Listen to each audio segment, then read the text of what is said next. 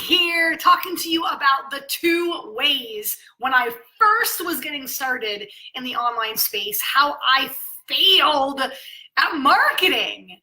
Now that I've been in this game for 8 years and I'm teaching people how to get in the game and go, I had to think back to the very beginning and where I started.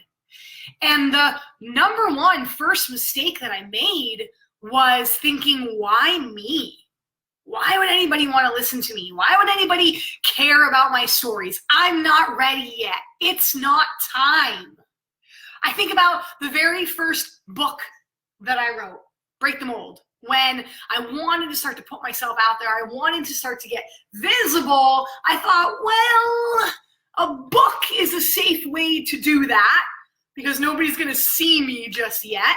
But I wrote a 55-page, I know you can't see that, 55-page book. That's it. It was like I wanted to write the shortest book possible. I even think about when I first started doing webinars, I was like, I'm only going to do a 30-minute webinar because people aren't going to hang with me longer than that. And people aren't going to find value in what I have to say. And such wrong conditioning to think that nobody cares.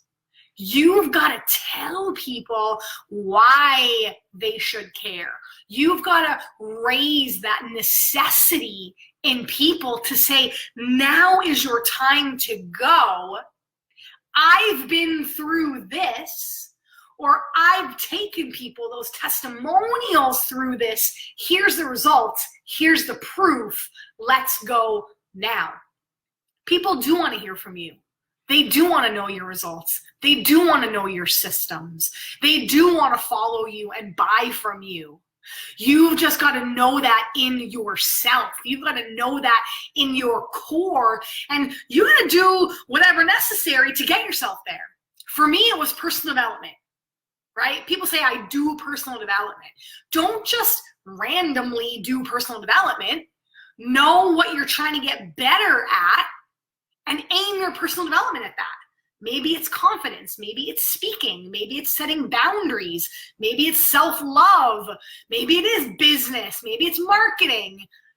Now there is a YouTube video, a podcast, a book on pretty much anything that you can find. You get yourself dialed in, then you gain that confidence from doing. So that first mistake is waiting. Why me? I need more time. I need more knowledge. One thing, pick it, go, learn it, go teach it, go do for what makes sense for you. And then the second way that I failed at marketing was thinking that I'm bugging people and not following up. Oh, I don't want to send another email. I don't want to reach back out to that client or potential client. The fortune is in the follow-up.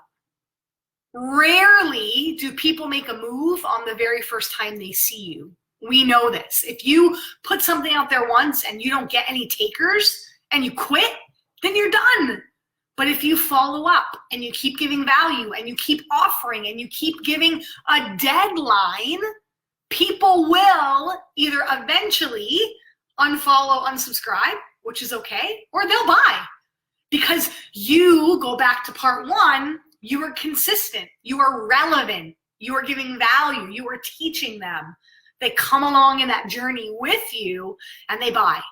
But you have to follow up, mean sending another email, doing another call, doing another ad, sending a newsletter, blogging, whatever that is, the means that you show up visually for them, whether it's in front of them or in their inbox or on your social channels. The fortune is in the follow-up. So if I had to go back and do it again, I would just get out there and start doing, because you learn from doing it.